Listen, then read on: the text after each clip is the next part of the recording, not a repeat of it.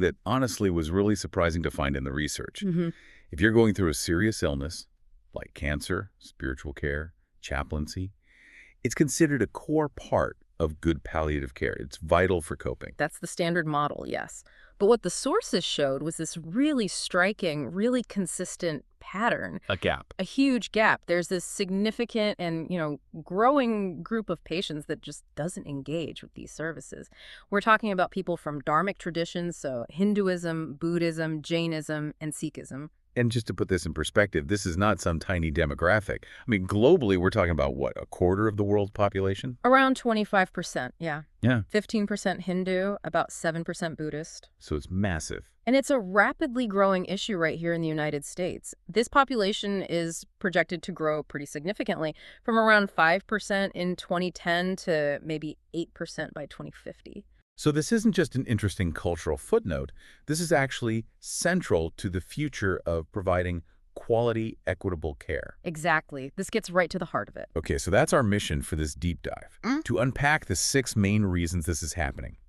We've gone through research on cultural differences, on systemic gaps in hospitals, and the immigrant experience. We're really asking, what does spiritual care even mean if you step outside of that familiar Western sort of Abrahamic framework? A very different thing. So let's start there. Let's dig into the foundational philosophical differences. Well, the first thing you have to grasp, really, is the whole idea of spiritual authority.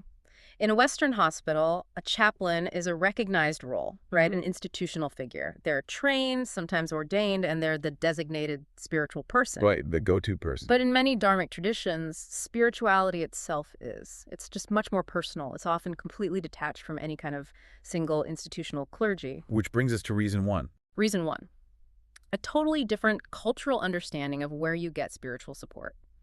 If you're a patient from one of these backgrounds, you probably wouldn't even think to look for a salaried spiritual advisor inside the hospital. So where do you look?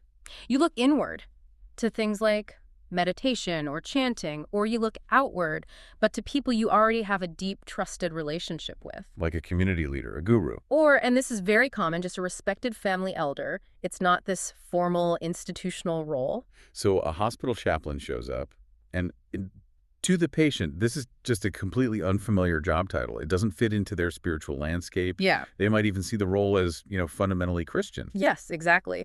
And that flows perfectly into the second reason. Which is? The difference between what we could call inner-oriented support versus talk-based support. Okay, explain that. The standard Western chaplaincy model is very much about talking.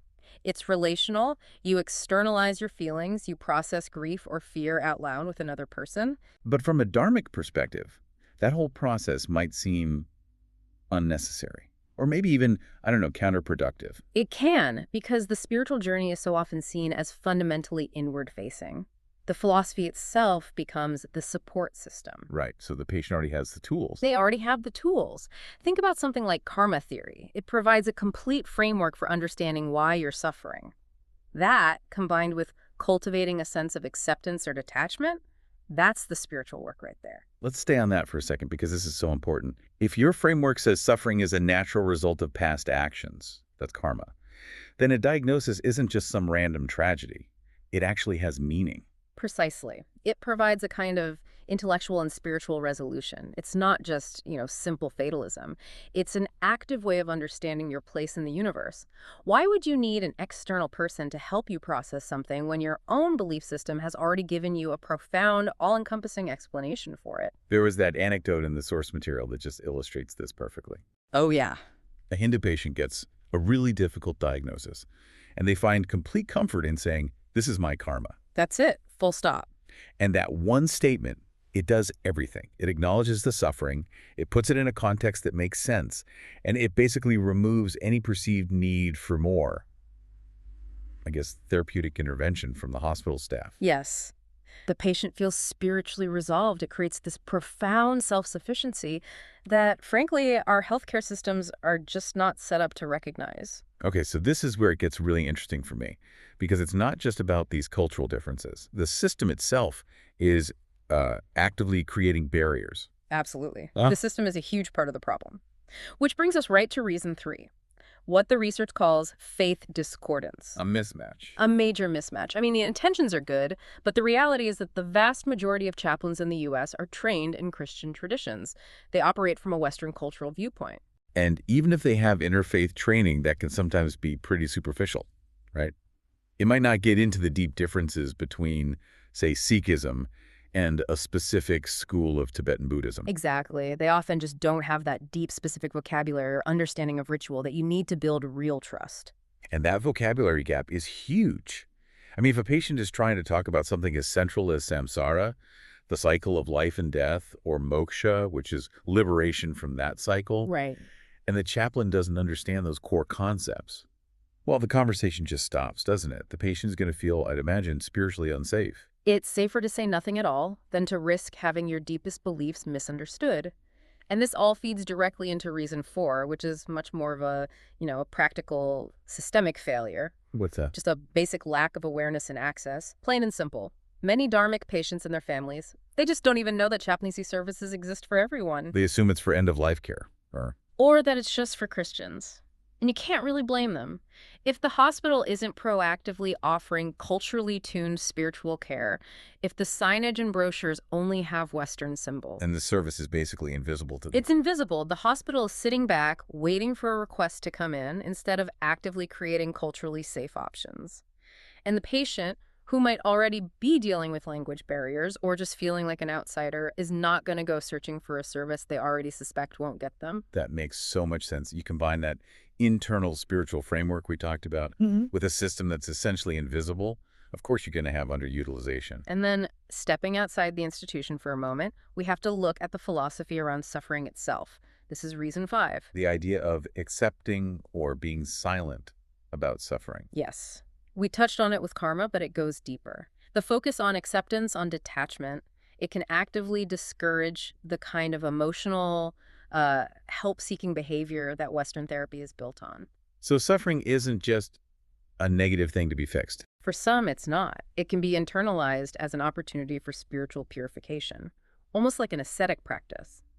If a patient believes their suffering is clearing negative karma, why would they ask an outsider to help them get rid of the spiritual part of that? It would feel like interrupting a necessary process. Wow. And that tendency to internalize, to be self-reliant, Yeah. that must be magnified by reason 6. It is absolutely magnified by the immigrant or minority experience. So we're talking about the really practical day-to-day barriers. Exactly. A general distrust of big institutions' language barriers, just that pervasive feeling of being an outsider in a complex system. All of that would make you lean on your own community, wouldn't it? 100%. It makes you far more likely to rely on your established community networks outside the hospital. You go to the local gurdwara or the temple down the street. That's your ecosystem of support where you know you'll be understood. It's a rational choice. Why risk explaining something as complex as moksha to a well-meaning stranger when you can just talk to a community leader who has known your family for 20 years? It's a very logical calculation. So you take all 6 of these factors, the cultural, the philosophical, the systemic, and what you get is a major inequality in care. And the research is clear. This contributes to worse outcomes overall, in pain management, psychosocial support, even participation in clinical trials. Which brings us back to that need for concordance care, care that actually works with a patient's beliefs, not against them. Exactly. Care that doesn't assume one size fits all. So if that's the problem, what's the solution? What can hospitals actually do? I mean, it seems like just another sensitivity training seminar isn't going to cut it. No, it's much deeper than that. The first, and maybe the most important step, is to completely reframe how chaplains are trained. We have to move beyond just superficial interfaith knowledge What? to developing deep, specific spiritual competencies and Dharmic worldviews. That means understanding core concepts, yes, but also specific end-of-life rituals, ethical issues around food, different views on family roles. So a chaplain hears a patient mention shanti rituals, peace rituals, and they actually understand the specific context and intent instead of just defaulting to a generic idea of prayer. Exactly. And the burden can't be all on the chaplains to become experts in everything. The system has to reach outside its own walls. How? By creating formal partnerships with local religious leaders, Hindu priests, Buddhist monks, Sikh community leaders. Bring them into the system. That does two things at once, right? First, You get an expert when you need one. You do. And second, the act of creating that partnership signals to the entire community that the hospital is serious, that it respects them. It starts to bridge that trust gap right away. And what about the physical space of the hospital? That's critical too. Offering appropriate ritual spaces, quiet rooms that are visibly non-denominational, having prayer materials available, making sure your informational pamphlets are in the right languages, and use culturally inclusive imagery. So you're making spiritual care a visible, normal, proactive part of the hospital experience. You're normalizing it as patient-centered, not hospital-centered. At the end of the day, it all comes down to cultural humility and just genuine curiosity. It's about building trust by showing you understand that the care has to adapt to the patient's framework, not the other way around. That really is the key takeaway from this deep dive, isn't it? That for so many Dharmic patients, spiritual support is an internal journey, guided by concepts like karma and detachment, or it's a community journey. And the standard hospital model it isn't relevant to that reality. And that realization leads us to a really interesting final thought. Okay. We've talked a lot about how a concept like accepting suffering as karma can provide this profound spiritual comfort. It can be a complete philosophical answer for a patient. Right. It resolves the why. Yes. But here's the question for clinicians. How do you make sure that this powerful philosophical acceptance doesn't end up masking genuine, treatable, physical or psychological pain? Oh, that's a tricky one. It is. What's the ethical line between respecting a patient's spiritual self-reliance and making sure you're not overlooking treatable distress just because the patient says a phrase like, this is my karma? Where's that boundary? A critical, very delicate balance for healthcare systems to figure out. A really important thing to think about. Thank you for diving deep with us today.